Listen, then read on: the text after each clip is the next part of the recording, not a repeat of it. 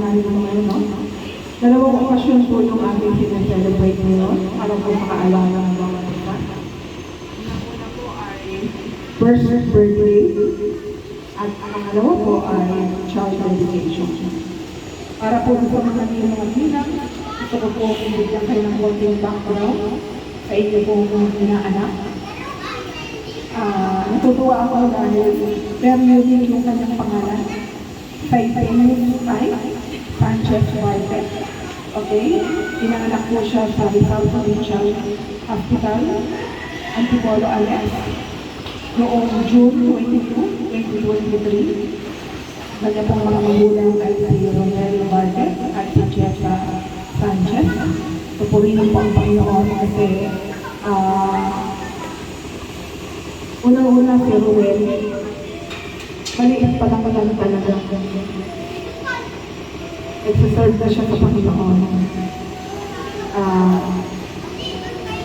Isa rin na po siya sa praise and worship din namin natin. Siya ay ginagamit bilang organist sa church. Dumating yung time na medyo nag-stop siya, pero salamat sa Panginoon nakabalik siya ulit. At ako naniniwala, pag nagiging magulang ka na, naiba na yung pananaw mo sa buhay. Kasi meron ka ng pamilya na binibig. At syempre, kung gusto mo na mapalapit ang anak-anak mo sa Panginoon, magsisimula yan sa mga magulang. Okay? Sino po yung single dito na ang kamay? Lahat ang single. Okay po. So, lahat po ng single, ito po ay good sa inyo kasi at least magkakaroon po kayo ng konting background. Siguro po ay yung iba po sa inyo ay first time na po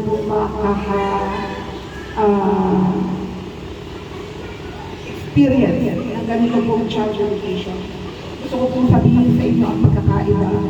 Kasi ang child dedication po ay biblical. Kasi si Jesus Christ, 8 days old pa lang siya, dinala na po siya ni Maria at Jose sa templo para ihandog. Hindi po siya binibigyan. Yun po yung nasa Biblia. Kung babasahin niyo po. Iba po ang pagkakaiba ng dedication sa Biblia. Ang dedication ay desisyon ng mga magulang. Kasi sa Sainteyo, wala pa siyang sapat na isip para mag-desisyon siya sa kanyang sarili. So, desisyon ng mga magulang. Yun yung tinatawag na dedication. At yun yung critical na dapat gawin ng isang magulang. Pag sinabi ng mga binyag, okay, nakalis na natin yung binyag na ako po, nakalistan ko po yung binyag. Ang binyag po, o yung kung tinatawag na water baptism, yun yung tinatawag sa Biblia. Amen? Ginagawa ko yan ng isang tao na may sapat na po kaisipan na kaya niya lang mag-desisyon sa kanyang sarili. Okay? Yun yung pagkakaiba. So, ang ginagawa po natin ay biblical. Kung anong ginawa sa ating Panginoon sa Kristo, yun dapat ang sundan natin. Amen? So, pag sinabing dedication, it is a decision of the parent to bring their child to the temple. Actually, dapat sa church ko ginawa. Kaya lang, ang graduation po ngayon ang hindi sa church. Kaya dito na lang po natin ginawa. Pero pag dumating na yung punto na meron na sapat na kaisipan, siguro si Sainteos, kapag meron na siyang sapat na kaisipan, siya na rin yung magdidesisyon sa sarili niya kung ano yung pananampalatayang dapat niyang piliin para sa kanyang sarili. Pero alam ko po, gagabayan naman po siya ng kanyang mga magulang. Okay po? Ay po lahat ay po. Ay po ay panalangin. Let's go ahead and let's pray. Panginoon, maraming salamat sa umaga po sa Panginoon. Patuloy ka namin pinupuri at pinapasalamatan at tinataas po namin ang iyong dakilang pangalan. Ikaw nga po ang mahayag at malamhati sa sa paghahandog, Panginoon, ng bata ngayong umaga, Panginoon.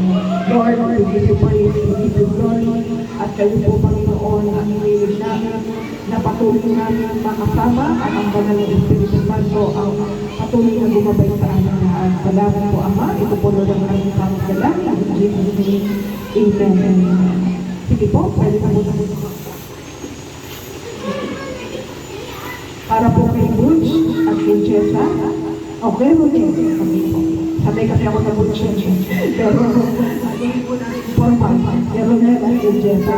Parents, amen, who dedicate a child are making a vow to the Lord to do everything within their power to raise the child in a godly way, publicly, before God, before family, and before the church. Okay? Kaya po, wala namang pumilit sa inyo, araw na talagang upa nyo ni Jessa na ihandog si Tayo. Alam niyo po, sinasaluduhan niyo po kayo sa naging decision nyo. Kasi ako magulang na rin. Hindi lang ako magulang, kundi ako po ay may apo na. Amen? Ayan, maliliit pa yan sila Bud. Alam mo yan, Bud. Pamilya po ninyo, pamilya Bate. Maliliit pa yung mga yan. Si Bernard. Pinakamatanda si Bernard dito, di ba? Sa pamilya Bate na nandito ngayon. Okay, ito. Matagal ko na po silang kilala sa pamilya nila. At kami po yung naging pastor ng buo nilang pamilya. Hindi pa po yung mga, ano na yan, mga lolo-lola pa nila. Ay naandyan na po kami sa kanila. Magpasama kayo. Mga bata pa lang, hanggang sa nagkaanak na si Ronel, si Bernard, nandyan pa rin. Okay po. At ito po, para sa mga magulang, at para sa mga magiging magulang, ito tandaan na.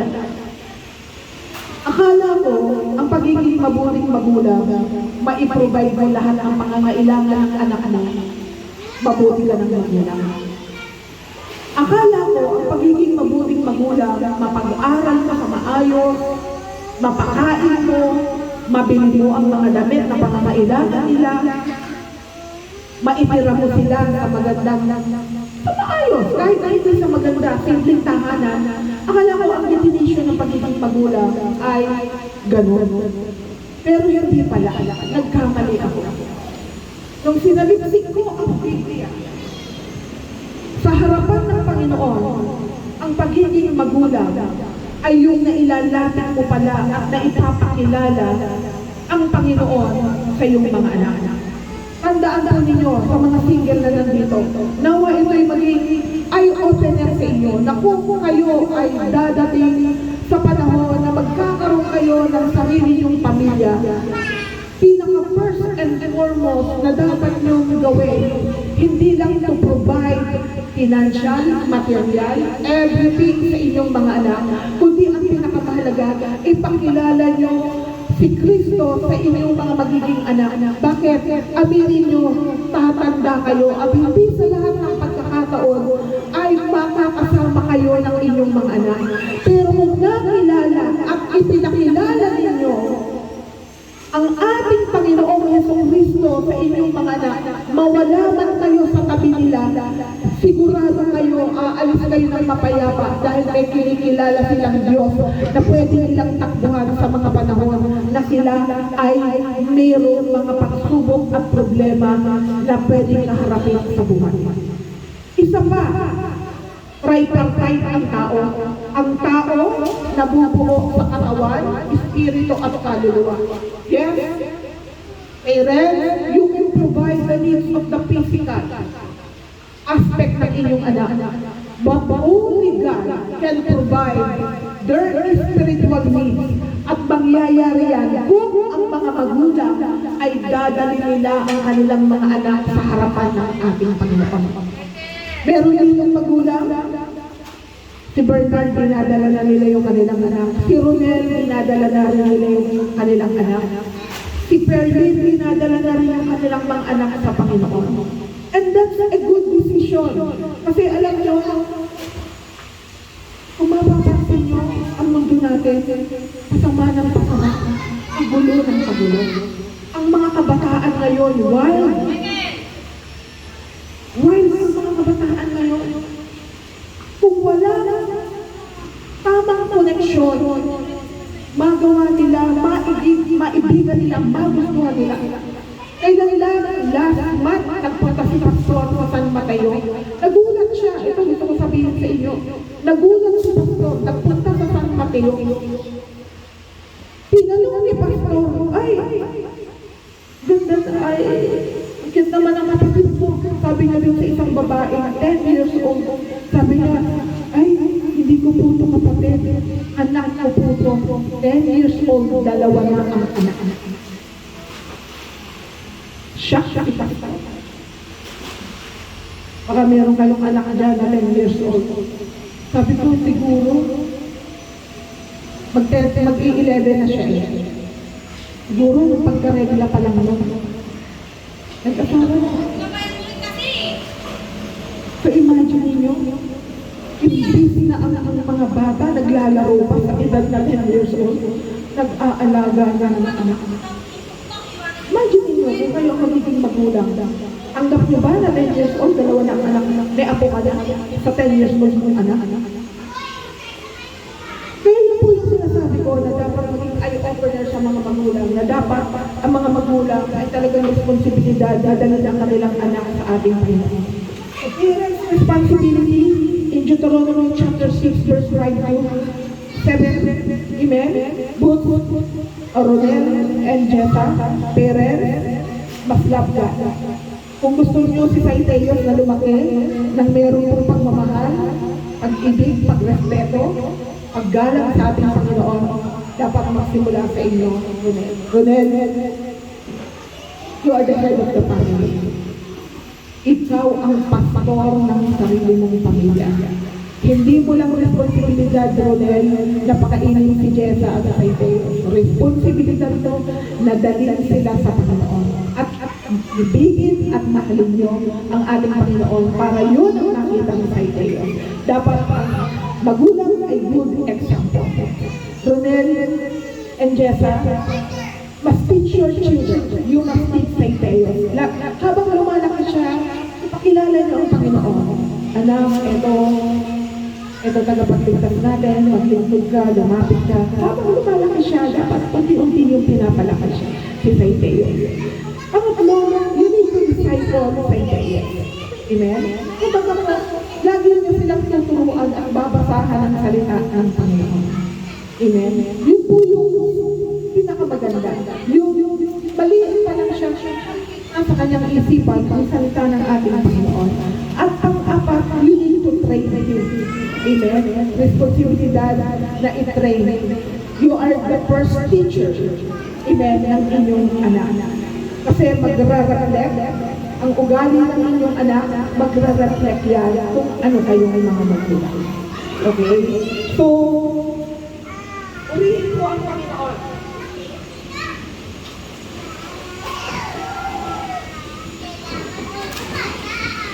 Bakit po ba kailangan ihandog ng bata? Bakit po ba nag-desisyon si Ronel at si Jessa na ihandog si Saiteyos sa ating Panginoon? Bilang makilala ng magulang na ang bata ay pag-aari ng Diyos. Good stewardship ng ano. Si Saiteyos ay pag-aari ng Diyos. Jessa. Pag-aari siya ng Panginoon. Pinagkatiwala na sa inyo. Ako, matagal ako nagtrabaho sa ospital sa ibang bansa. Kumabayad ang mga pasyente namin, milyon. Iba-ibang lahi ang pasyente namin. Long stay patient sila, inaalagaan namin sila. Pero pagdating ng mga 5 months, 6 months, nag-prepare labor sila. Minsan, triplet, minsan, quadruplet, pero po, hindi nabubuhay. Pero po, ito tandaan nyo, girls,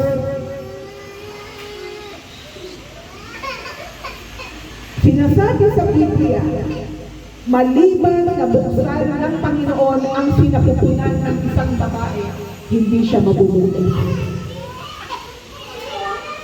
Ronel, Jessa, wala kayong inastos para mabuntis dyan. Talagang si Saitelios ay blessing sa inyo ng ating Panginoon.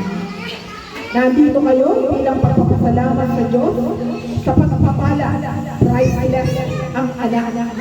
Amen. Kaloob ng Panginoon itong ating bata, ang ganitong supling ay tunay na pagpapala. So pagpapala siya. Amen. Kaya din sa mga magulang na mga anak na, always declare and decree and confess positive. Huwag mong sabihin na, ang tigas ng ulo mo, ang kulit mo, pasaway ka talaga. Ayun ang dinideklara mo eh. Pasaway, matigas ang ulo, makulit. So, kung anong dinideklara mo, yun yung mangyayari. Amen? I-declare mo, ay, ang sipag ng anak ko, ay, matalino ang anak ko, ay, mabait ang anak ko. Dapat yun ang dinideklara namin sa ating mga anak. Para kung ano yung dinideklara mo, yun yung mangyayari sa anak. Amen? So, apat, amen? Upang pagpalain siya ng Diyos. Amen? Yun yung sinasabi ko, huwag sana ang mga magulang ang magkakait upang hindi matanggap ng ating mga anak ang bendisyon mula sa ating mga anak. Kahit makulit siya, kahit magulo yan, dali nyo pa rin sa church. Amen? Kasi napakahalaga na ang mga bata ay nabibendisyon. Ako si Charles, 7 months, si Charles, dinedicate ko yan sa chowder. Hanggang ngayon, lahat ng magkakapatid, ako nag-dedicate sa kanila. Lumaki na lang sila, naglilingkod pa rin sa Panginoon. At nakita ko, saksi ako kasi, baby pa lang si Charles. Ako nag-dedicate sa kanya. Nakita ko, ang batang laging dinadala sa church, hindi masasakitin. Hindi masasakitin. Kasi bakit? Kasi nag-minister sa kanila ang Espiritu at ang mga anghel. Kaya kung ayaw mo maging masasakitin ng anak mo, dali mo lagi sa church. Kasi bakit? Akala mo lang. Pero ang mga anghel, nakag-Espiritu ng Panginoon, binibindisyonan, lalo na yung mga ganyan maliliit na bata. Hayaan mo lumaki ang mga bata sa church. Kesa sa lumaki na nakikipagbarkada. Kesa sa lumaki sa kung saan na hindi mo alam kung sino-sino ang kasama. Okay? So yun po mga kapatid. Pagpapalaki ng anak ay dapat ka-partner ang ating Panginoon. Okay? Tinatawagan mo po, Ronel, tayo ngayon. Dito ka na lang para ay, kapag na kayo para hindi mainyaw ng salitay. Ulit, Jessa, ito yung tanong ko. May saksi rito ha. At unang-una saksi ang ating Panginoon. Bilang mga magulang, napakahalaga na lubusan nating maunawaan at maisakatuparan ang obligasyon ng atang sa inyo bilang mga magulang. Tunel, Jessa, kayo ba'y nangangako na sa harap ng Diyos at sa harap ng mga saksi na ito na gagawin ninyo sa tulong ng Panginoon ang lahat ng inyong makakaya upang palakamin si Saitelios ayon sa dakilang kalooban ng Diyos para sa kanya? Amen. Kayo ba ay nangangakong magsisikap na makapagtatatag ng isang tahanan ng puno-puno ng pag-ibig, kapayapaan at kasaganaan? Kay Lord nyo yan sinasabi, ha? Kayo ba ay nangangakong magpapakita ng mabuting halimbawa sa basa, sa isip, sa salita at sa gawa? Kung dadating ang pagkakataon, Ronel, karanasan mong maglingkod sa Panginoon. Kung dadating ang pagkakataon na tawagin ni Lord sa Saitelios na maglingkod sa Lord, Jessa, Ronel, hindi nyo ba ipagkakaisyon? At maganda rin siya. Para po sa mga ninong at ninang, pwede po bang lumayo?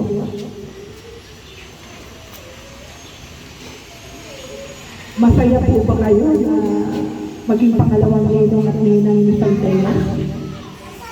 Di naman po kayo napilitan. Buong puso niyo bang tinatanggap? Para po sa mga ninong at ninang, makinig po kayo. Ito po yung tanong kasi. Kayo ba'y nangangako bilang pangalawang magulang ng Santea na susuporta sa mga asawa upang lumaki ang bata nito ayon sa kalooban niyo? Nangangako ba kayo na magiging mabuting halimbawa sa kanya sa isip, salita at pagkalaan? Baka pag dumating na medyo malaki-laki na si Santea, dalawin kayo. Ninong! May nagkataon. Oh, kay anak, tagay mo naman. Nakakatay tayo.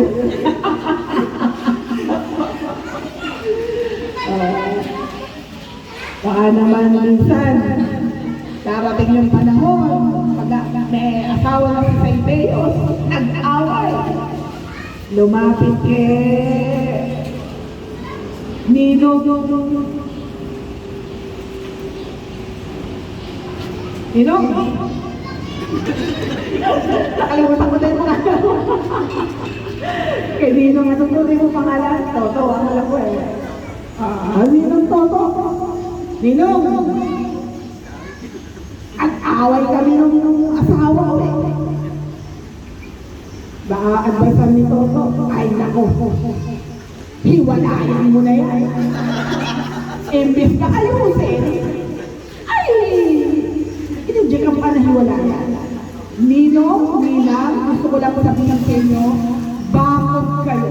You are the wall. Amen? Para proteksyonan si Santea. Amen? Di ba ang bahay may bakod? Hindi basta-basta makapasok ng magnanakaw. Kasi yung fence, nagsisimbolo yan ng proteksyon. Ang mga ninong at ninang, nagsisimbolo ng proteksyon yan sa inyong pangalawang, sa inyong ina-anak. Amen? Sa kung meron bang lilinis ng landa, meron bang sitwasyon na nakikita nyo na may way siya na hindi maganda, dyan kayo papasok at a-advise kayo siya ng maayos. Okay? Para po sa mga ninong at ninang, nangangako po ba kayo na susuporta sa mag-asawa ko sa panalangin? Amen?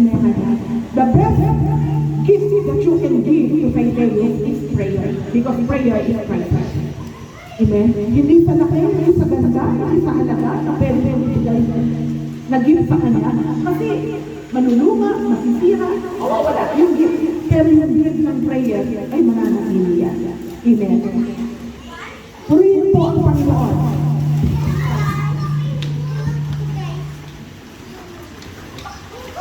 Buksan po natin yung ating. Patayin muna natin yung electric fan para hindi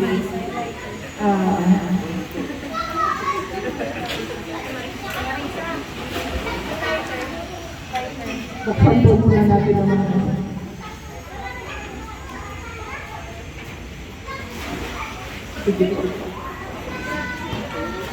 Ang kandila po ay nagsisimbolo ng liwanag, which is symbolizes as the Lord Jesus Christ. Amen? So hayaan natin ang maging buhay ni Santea ay mapuno ng kaliwanagan sa paligid niya. Amen? At hayaan natin na ang Panginoon ang laging magbigay ng kaliwanagan sa Kanya, hindi lang sa Kanya, kundi sa ating po mga ninong at ninang.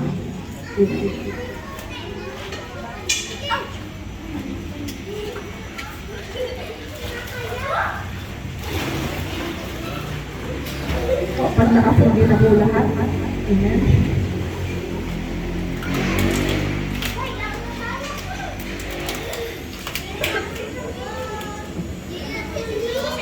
Dito kayo dito.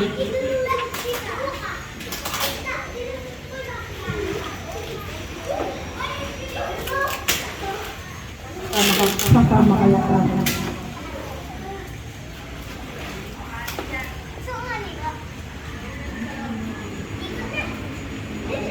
Yung ating pong kanang kamay, puno-puno, atin po siyang ipag-pray. Ihapon daw sa mga oras na ito. Napakahalaga po na ang bata ay ihandog sa ating pagkakas. Amen. Let's pray. Amang banal na makapangyarihan sa lahat, bilang yung lingkod, Panginoon, aking pong inihahandog si Maiteos Tay, Sanchez, Barte, Panginoon, sa inyong harapan, O God. Salamat sa biyaya niyo pong batang ito, O God, na anak, O God, Lord, ni Ronel at ni Jessa. Salamat po, Panginoon, sa kalakasan at kagusugan ng batang ito, Panginoon. Patuloy po namin siyang pinakatiwala sa inyo. Hawakan mo ang kanyang buhay, Panginoon, O God, hanggang sa kanyang pagtanda. Sa iyo po siya pinakatiwala, Panginoon. Bigyan mo siya, Panginoon, ng karunungan at katarungan. Lumaki siya, Panginoon, Lord, na merong takot, O God. Gawin mo siyang mabuting bata, maging mabuting tao, maging buhay na katotoo balang araw. At katulad ng kanyang ama, Panginoon, patuloy siyang maggamit, O God, Lord. Mahubog sa iyong mga salita, Panginoon. Pagpalain mo ang batang ito, maging sa lahat ng kanyang mga pangangailangan, O God, Lord. Sa kanyang pagpasok, O God, Lord. Dalangin ko, maging successful ang batang ito. Magkaroon siya ng magandang future someday, Panginoon. Magkaroon siya ng magandang partner someday, Panginoon, O God, Lord. Dalangin ko, Panginoon, ilayo mo ang batang ito sa anumang sakit, sa anumang karamdaman, sa anumang gawa ng kaaway. Tulungan mo ang batang ito magkaroon ng tamang koneksyon at relasyon sa iyo, O God, Lord. Na ikaw lamang ang kanyang paglilingkuran. Ilayo mo ang batang ito sa masamang impluensya, O God. Father God, balutan mo siya ng banal mong dugo at banal mong Espiritu Santo, Panginoon, O God. Nagdideklara ako ng pagpapala, O God. Kalakasan, kalusugan sa batang ito, Panginoon. At bilang yung lingkod, Panginoon, aking po siyang inihahandog sa inyo ang kanyang espiritu, katawan at kaluluwa sa pangalan ng Ama, ng Anak at ng Banal na Espiritu Santo. Ang lahat po ay magsabi ng Amen and Amen.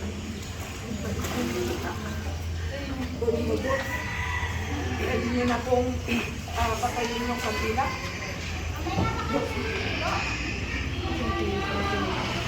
Ay, yung nanagamit.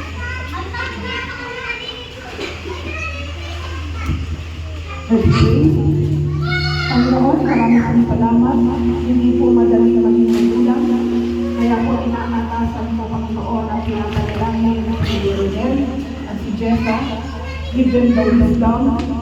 O Lord God, na mapalaki ng maayos, Panginoon, ang kanilang anak. Pagpalain na sila, tubay na kanilang mga pangangailangan upang mabiginan ang lahat ng mga needs ng kanilang anak na dahil. At unang-una sa lahat, ayusin niyo po ang relasyon nila sa inyo, Panginoon, at magtuloy-tuloy sila.